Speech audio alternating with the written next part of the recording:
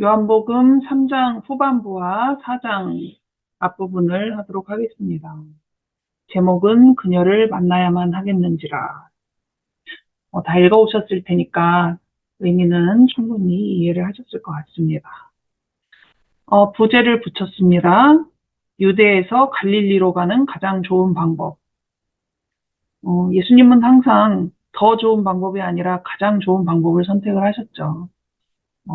이번에는 유대 지역에서 갈릴리로 가는 가장 좋은 길을 선택을 하셨습니다.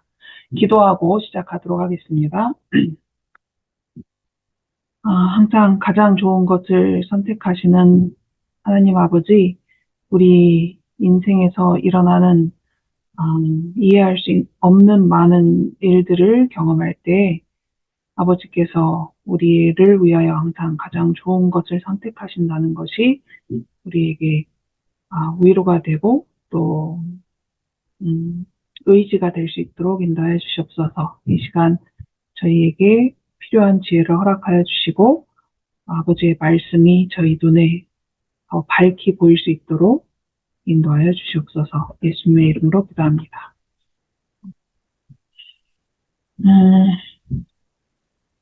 예.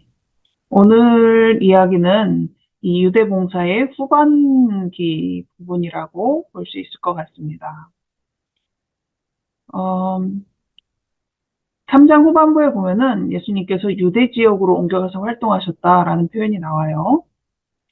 그리고 이제 유대 지역 활동을 끝내시고 갈릴리로 가는 길을 사마리아 경유하는 길을 선택하셔서 사마리아 우물가의 여인을 만나셨죠.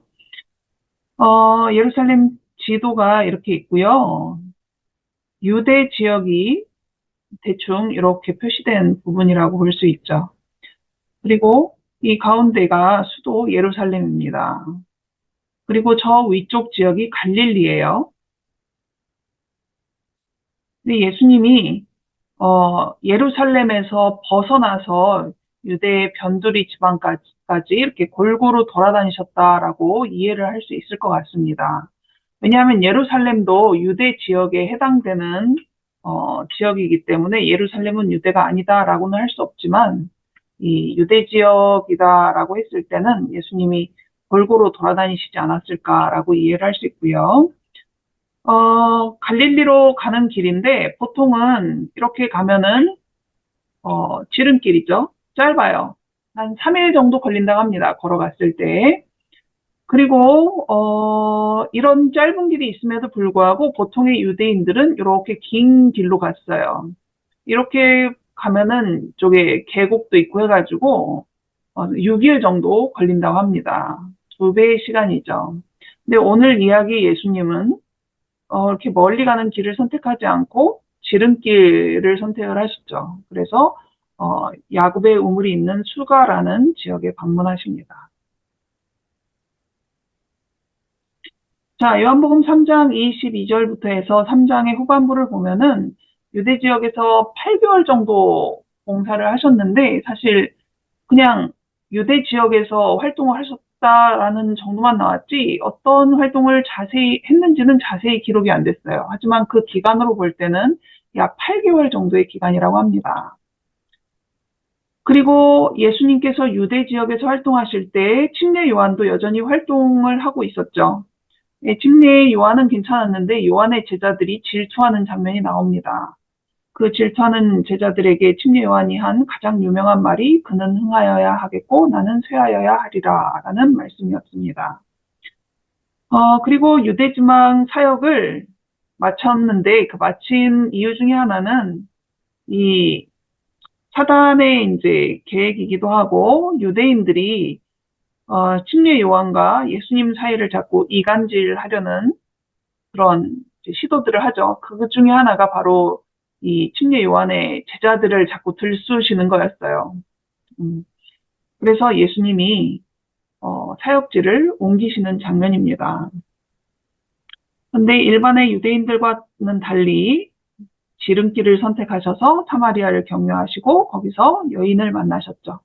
그 여인한테 물을 달라고 요청을 하셨었지만 결국 물 한 모금도 못 얻어 드셨어요.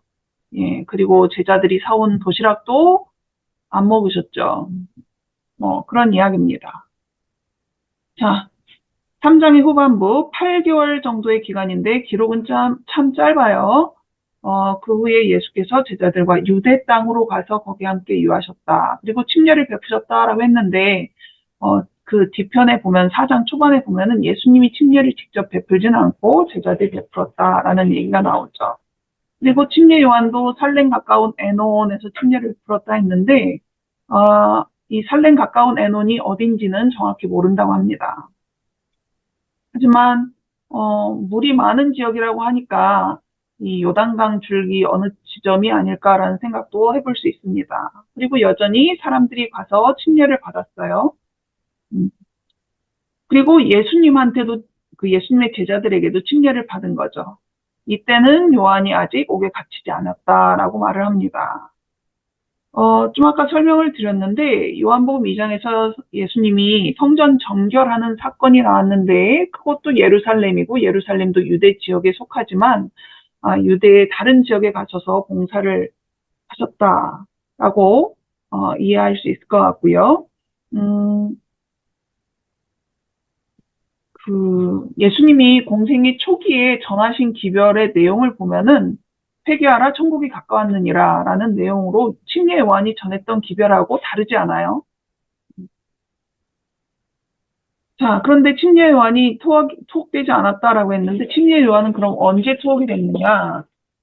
첫 번째 6월절은 AD 28년이었습니다. 예수님이 성전 정결하신 게 AD 28년 6월절이었는데 침례 요한은 계속 활동했었고 약 1년 뒤인 AD 29년 6월절쯤 해서 그 헤롯에게 잡혀서 투옥이 됐고 한 1년 정도 감옥에 있다가 이제 죽임을 당하게 되는 사건이 있었습니다.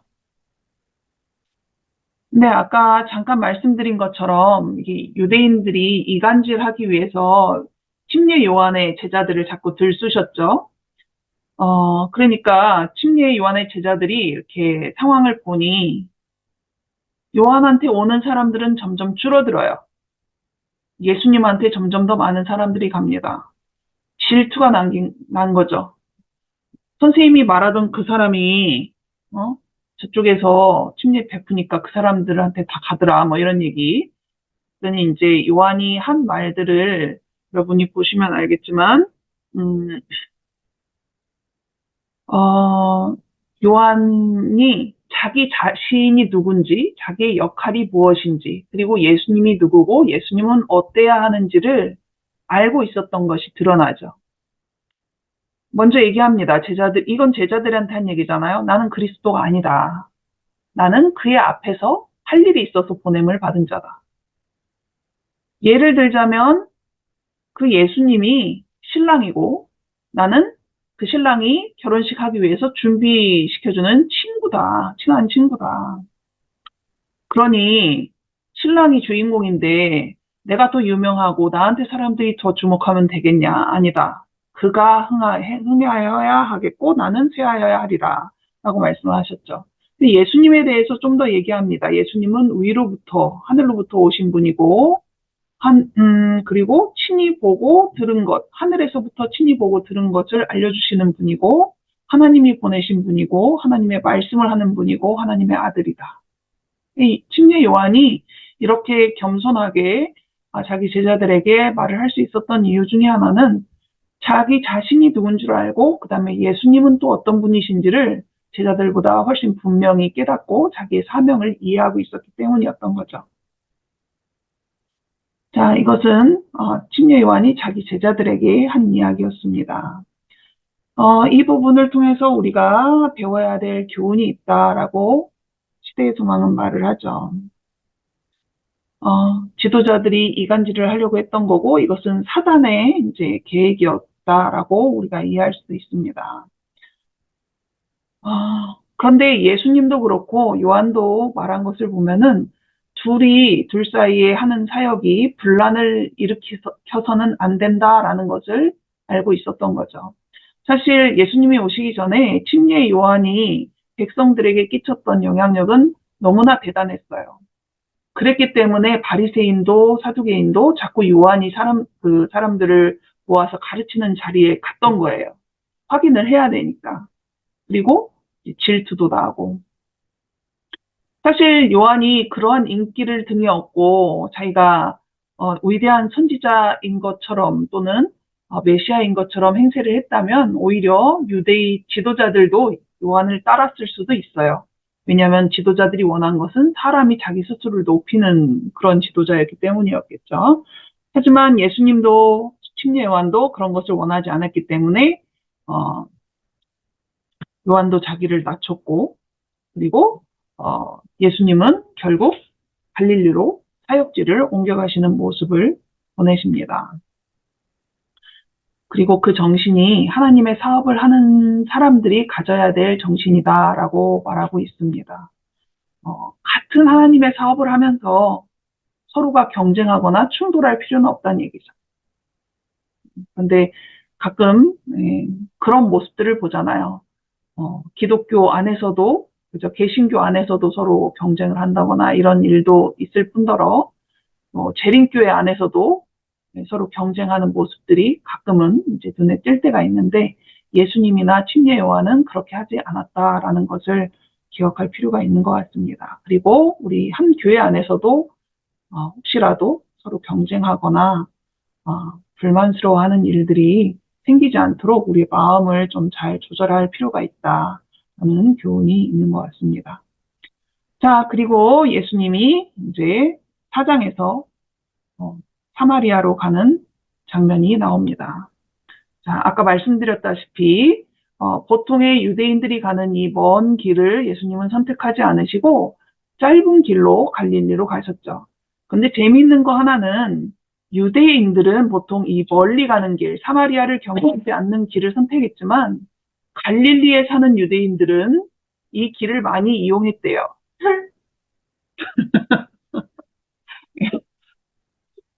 어, 그렇기 때문에 갈릴리 지역에 있는 사람들이 더 보통의 유대인들한테 그 무시를 당했을지도 모른다라는 생각이 들어요. 그렇잖아요. 갈릴리 사람들에 대해서 이 아랫지방, 유대 지방에 사는 유대인들이 그닥 그렇게 좋게 생각하지 않는 경향들이 있었잖아요. 아마 이 갈릴리 사람들의 자유분방함이 더 마음에 안 들었을 수도 있지 않았을까. 때가 높지 않은 음, 그렇다고 또 완전히 개방적이지는 않아요. 예수님의 제자들 중에 많은 사람이 갈릴리 사람이었는데 좀 이따 설명을 하겠습니다. 근데 4절에 보면은 사마리아를 통과하여야 하겠는지라 이렇게 설명을 하셨습니다. 근데 사실 유대 지방 어디에서 출발했는지는 나오진 않아요. 유대 지방이 이 아랫지역 넓잖아요. 예. 그런데 여기 하겠는지라라는 이 단어가 헬라어로는 데이라는 단어인데 반드시 뭐뭐 해야 한다라는 뜻입니다. 그러니까 4절의 말씀은 예수님이 사마리아를 반드시 통과하셔야 했다라는 표현인 거죠. 그냥 길이 거기로 가면 빨리 가니까 거기로 가신 게 아니라는 뜻입니다. 의도적으로 반드시 해야 할 일이 있기 때문에 가신 거죠. 자, 사마리아 사람들하고는 꼭 필요한 경우에 상거래를 하는 것은 허용을 해줬어요. 유대 사회에서. 하지만 그냥 꼭 필요한 그 정도만 해야 되지 서로에게 친절한 행위를 베푼다거나 뭘 꾼다거나 빌려준다거나 뭐 이렇게 그런 거는 절대로 하지 않았다는 거죠. 그러니까 제자들도 거기를 지나쳐는 가야 되니까 엄청 배고프니까 피곤하고 배고프니까 양식을 사러는 갔지만 그게 전부인 거예요. 그 사람들하고 섞이려고 하지도 않았고 그 사람들에게 뭘 덤으로 받을 그런 것도 없고 그 사람들도 사마리아 사람들도 제자들에게 친절하게 뭘 더 해줄 필요도 없고 뭐 이런 관계였던 거죠. 제자들이 예수님하고 같이 있었지만 그 범위에서 그 유대인들의 사고 방식에서 절대 벗어나지 않고 있었던 것입니다. 그렇다면 유대인과 사마리아인은 언제부터 이렇게 앙숙이 되었을까요? 앙숙의 역사가 있죠.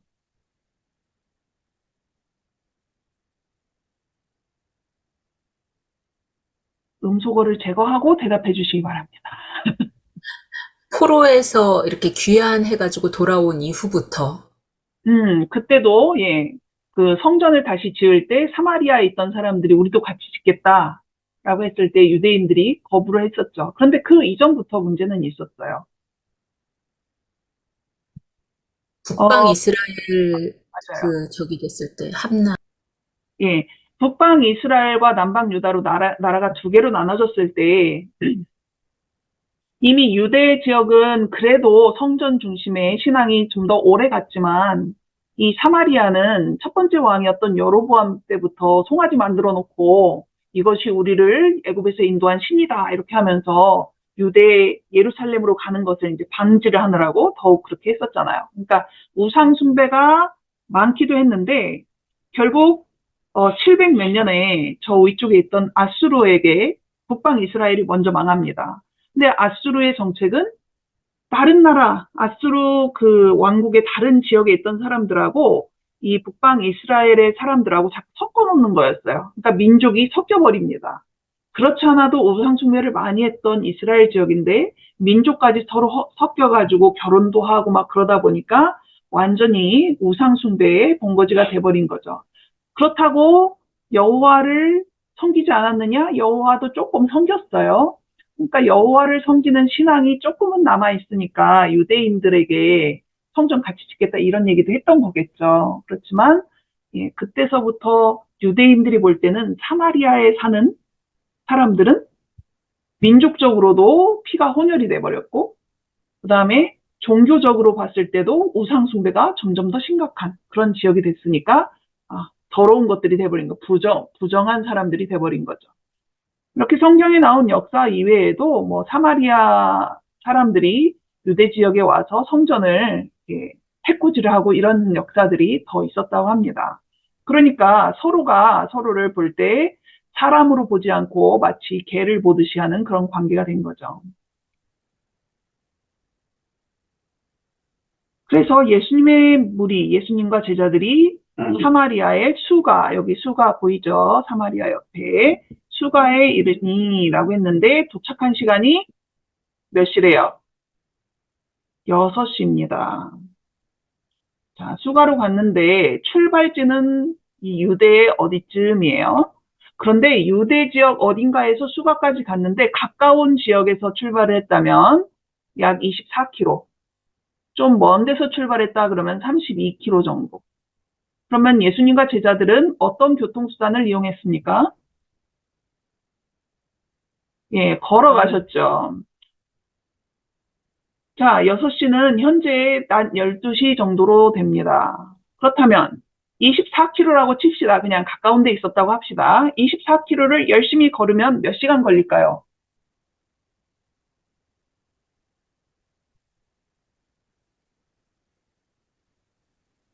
그래서 저도 잘 몰라서 하루? 하루 네이버 빠른 길 찾기 해봤어요. 24km 정도 되는 길을 도보로 걸리는 시간 나오잖아요. 그랬더니 6시간 50분 걸린대요. 근데 우리 시대의 사람들은 좀 느리다라고 생각하고 예수님이나 제자들은 훨씬 더 빨리 걸었을 것 같아요. 제 생각에. 걷기 더 잘했을 것 같아. 우리 예, 멜로디는 많이 걸으니까 6시간 30분 정도, 저는 잘 안 걸으니까 8시간 정도. 예수님은 제자들과 아무리 빨리 걸었어도 사람이었기 때문에 예, 그래도 6시간 정도는 걸리지 않았을까 예상을 해봅니다. 그러면 예수님이 난 12시에 거기에 도착하려고 했으면은 몇 시쯤 출발하셨습니까? 6시쯤에는 출발을 하셨겠죠? 쉬지 않고 갔다고 그래도. 그렇게 열심히 걸어가셨기 때문에 피곤하신 거예요.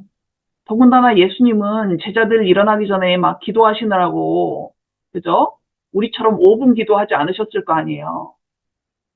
그랬으니 새벽부터 일어나서 기도하셨지, 기도를 응답을 통해서 사마리아를 통과해서 가시는 것을 깨닫고 새벽부터 제자들 부지런히 깨워가지고 이렇게 걸어가신 겁니다. 예수님은 자신을 위해서는 단 한 번도 기적을 행하지 않으셨죠. 그러니까 이 거리를 열심히 걸어가신 것도 맞고, 어, 여자가 오기 전에 거기 물이 있는데 물아 올라와라 이렇게 했어도 물을 마실 수 있었는데 그러지도 않으셨잖아요. 이렇게 열심히 6시간 이상을 걸어가신 이유는 오로지 한 명의 여자를 만나기 위해서였던 거죠. 그리고 그 여자와 대화를 하십니다. 물을 달라고 합니다. 그랬더니 여자가 유대인이 어떻게 나한테 이렇게 물을 달라고 하냐 이런 얘기를 이제 하면서 약간 비꼬는 듯한 이제 얘기를 하죠. 근데 예수님이 너무나 정중하셨을 것 같아요. 예모를 갖춰서 말씀을 하셨겠죠.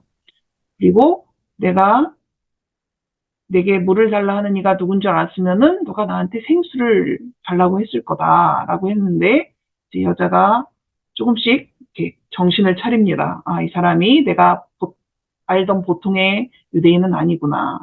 이런 것들을 이제 조금씩 깨달으면서 여인도 예절을 지켜서 이제 말하는 것 같은 그런 느낌을 우리가 찾을 수가 있죠. 어떻게 물을 구할 수 있냐 이런 얘기 하는데 결국 예수님이 이런 말씀을 하시죠. 내가 주는 물을 마시는 자는 영원히 목마르지 아니하리니 내가 주는 물은 그 속에서 영생하도록 솟아나는 샘물이 되리라. 이거는 영적인 갈증을 해결해주는 그런 생수죠. 우리가 마시는, 그죠? 아니면 삼다수 같은 그런 생수가 아니란 말이에요. 그리고 이거는 예수님만 주실 수 있는 하늘의 은혜를 가리키는 말입니다. 근데 이 여자가 이 말을 다 이해를 했을까요? 이해하지 못해요. 이해하지 못하고 뭐라고 합니까? 그런 물 저한테 줘서 여기 안 와도 되게 해라. 그냥 문자적으로 이해한 거죠. 물은 물이고 산은 산인 거지.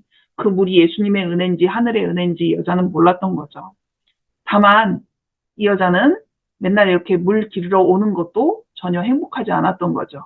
안 오고 싶어. 근데 신기한 물이 있대. 그 물 뭐 하시면은 여기 안 와도 될 것 같으니까 그거 달라고 합니다.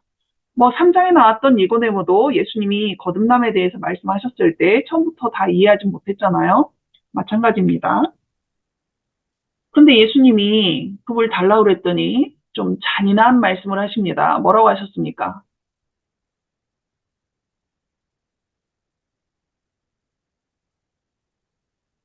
이런.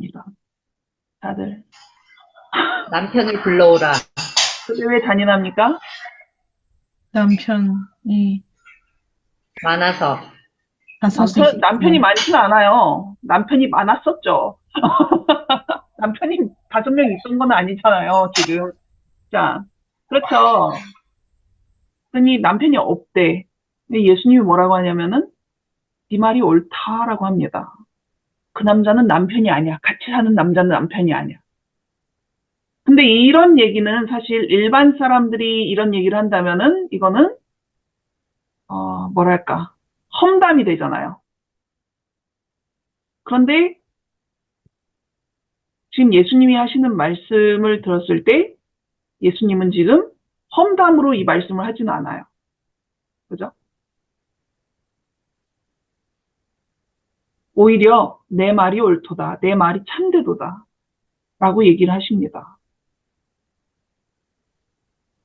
그랬더니 이 여자가 좀 당황했을 것 같아요. 그러면서 말을 다른 걸로 옮깁니다. 자기의 삶에 그 숨기고 싶던 모든 것을 생전 처음 보는 남자가 말을 하고 있어요. 이 남자가 보통 남자는 아닌 거죠. 그런데 자기 얘기를 계속 하고 싶진 않죠. 그래서 다른 얘기를 합니다. 예배 이야기를 합니다. 예배 장소에 대해서. 자, 시대의 소망에는 이렇게 말씀이 나왔습니다. 예수께서 주기를 열망하신 선물을 이 영혼이 받아들일 수 있기 전에 그 여자는 자신의 죄와 자신의 구주를 깨닫지 않으면 안 되었다. 의사들이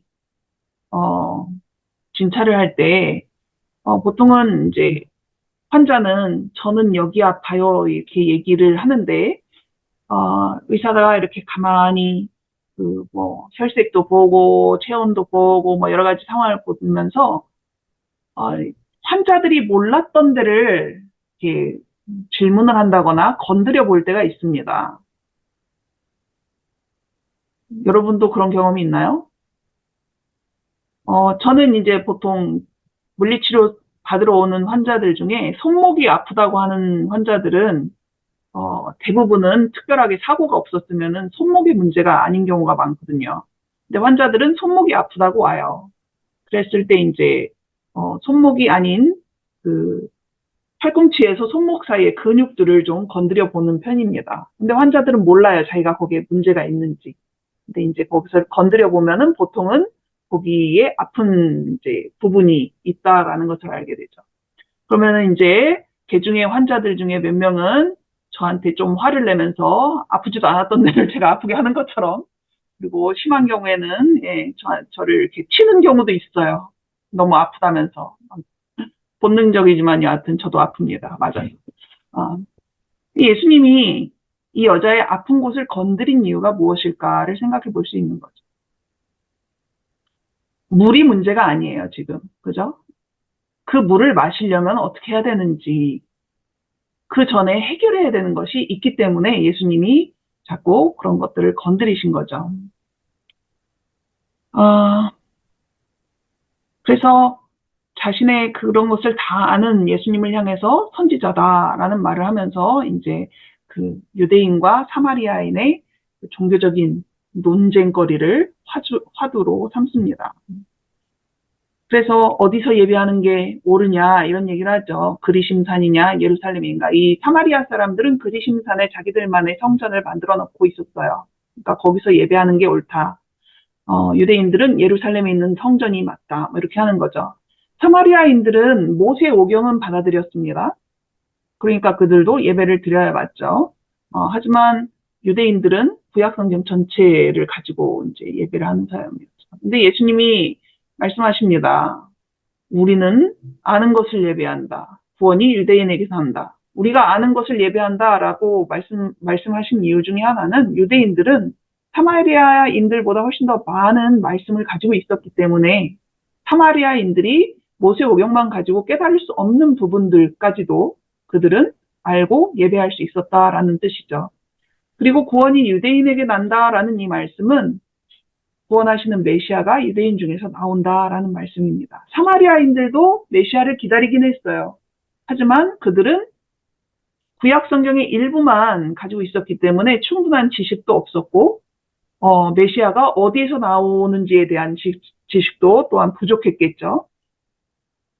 그러면서 예수님이 영과 진리로 예배하는 게 더 중요하다. 그러면서 그때는 바로 이때다. 이때는 뭐예요? 예수님과 함께 있는 바로 그 시간을 말하는 거죠.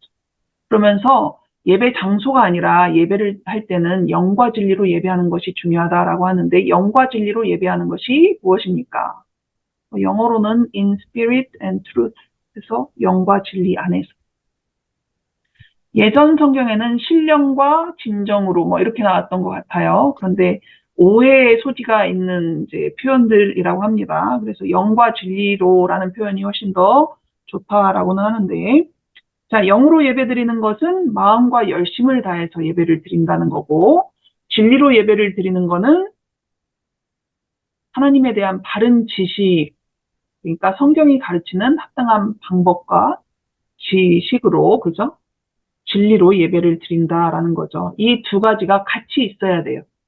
한 가지만 있으면은, 예, 잘못된 예배가 될 수 있습니다. 하나님은 이렇게 예배하는 성령의 역사가 일어나는 그런 곳에서 자기 영혼을 두고 예배하는 자들을 찾고 계십니다. 자, 사마리아인 여인을 만났던 곳의 이야기는 해피엔딩이죠. 이보다 더 멋진 해피엔딩은 없을 것 같은 그런 느낌이 들어요.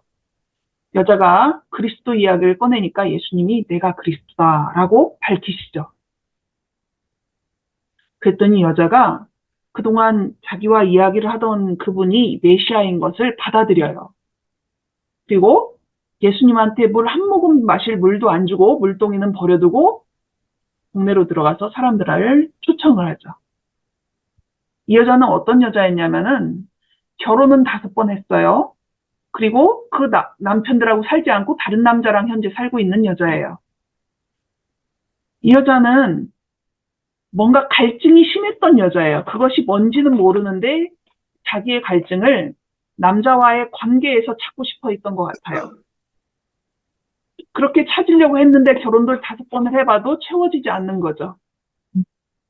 그랬던 여자인데 그 여자의 갈증을 사람들은 보지 않고 그 여자의 문란함이라고 생각을 하고 손가락질을 했겠죠. 그래서 절대 사람들을 만나고 싶지 않아서 남들은 오지 않는 낮 12시 해가 아주 쨍쨍 빛나고 있는 그 더운 시간에 우물에 왔던 여자입니다. 사람들을 만나고 싶지 않았어요. 그런데 그 여자가 갑자기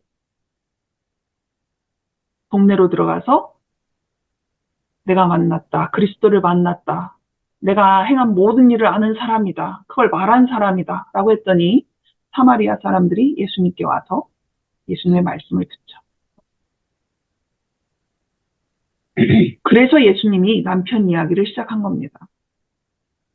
예수께서는 당신이 그 여자의 생애의 비밀을 통찰하셨다는 것을 그녀에게 확신시키셨다. 그럼에도 불구하고 그 여자는 예수가 자기를 불쌍히 여기고 사랑해주는 친구라고 느꼈다. 자, 영어 문장인데, 예.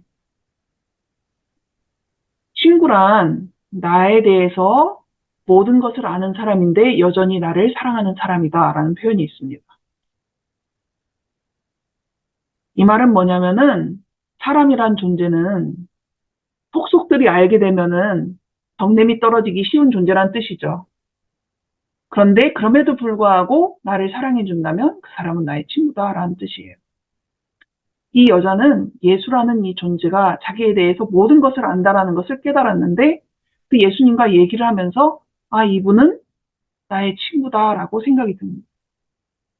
그런데 그 예수님이 내가 메시아다라고 했을 때 받아들이게 된 거죠. 그리고 이 여자가 사람들에게 가서 이런 말을 정할 때 사람들이 어떻게 예수님한테 올 수 있었냐면은 그 여자, 자기들이 알던 그 여자가 맞기는 맞는데 너무나 다른 표정의 여자가 돼버린 거예요.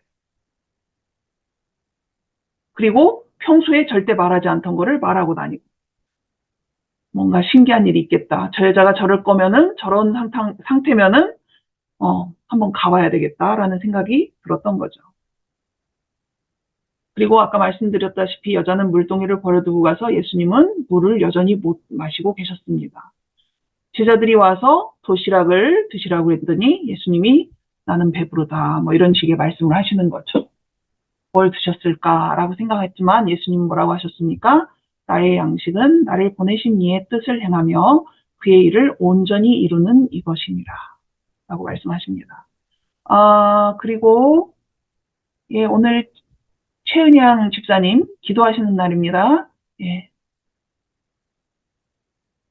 그리고 제자들이 예수님을 봤을 때 그분의 얼굴이 밝게 빛났다라고 표현을 하고 있어요. 시대의 소망에 나온 표현입니다. 저는 이 표현을 보면서 아까 그 여자의 얼굴하고 예수님의 얼굴의 표정이 비슷하지 않았을까라는 생각을 해봤어요. 그 깊은 대화를 통해서 둘은 그 사이에 닮은 표정을 짓지 않았을까라는 생각을 해봤습니다. 시대의 소망 말씀 읽겠습니다. 예수께서는 그 여인에게 하신 당신의 말씀이 그 여자의 양심을 깨우쳤을 때에 기뻐하셨다. 예수께서는 그 여자가 생명수를 마시는 것을 보셨다. 그리하여 그분의 주림과 갈증은 채워졌다. 진리를 위해 줄이고 목마른 영혼을 섬기는 것이 그분에게는 먹고 마시는 것보다 더 기쁜 일이었다. 예수께서는 그것이 안위와 원기 회복의 요소였다. 자비심은 그분의 영혼의 생명이었다. 자, 이제 마칠 시간이 됐는데 여자가 버리고 간 물동이가 이렇게 생겼었을지는 모르겠지만 예, 우리는 언제쯤 우리의 물동이를 버려두고 달려갈 수 있을까라는 생각을 해보았습니다. 자, 뒷페이지가 하나 더 있는데요. 3장에 나온 니고데모와 4장에 나온 사마리아 우물가 여인은 이렇게 달랐습니다. 제가 읽진 않을게요. 뭔가 많은 차이가 있죠.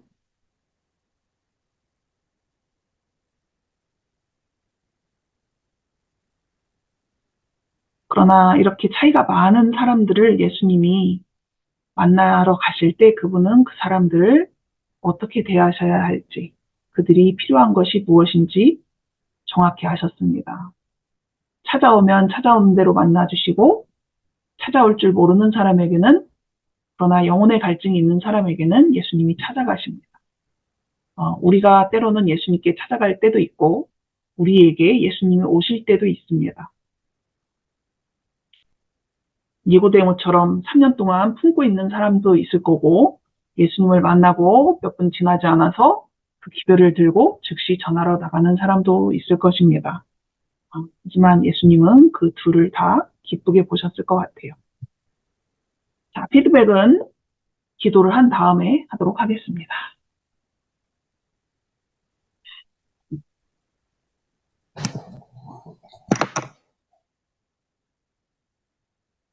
하나님, 저희들을 바쁜 삶 속에서도 따로 시간을 구별해서 또 이렇게 모일 수 있는 기회와 또 마음을 주셔서 감사합니다. 저희들이 이 시간을 통해서 또 다시 한번 방향을 잡고 하늘을 향해 나아갈 수 있는 그런 귀한 경험의 시간이 될 수 있도록 도와주시옵소서. 주님, 부끄럽고 부족한 사마리아 여인을 친히 찾아와 주셨던 것처럼 부족하고 어리석은 저희들에게 찾아오셔서 좋은 친구가 되어주셔서 감사합니다. 예수님을 정말 진정한 친구로 마음에 모시고 날마다 동행하는 저희들이 될 수 있도록 도와주세요. 예수님 이름으로 기도합니다.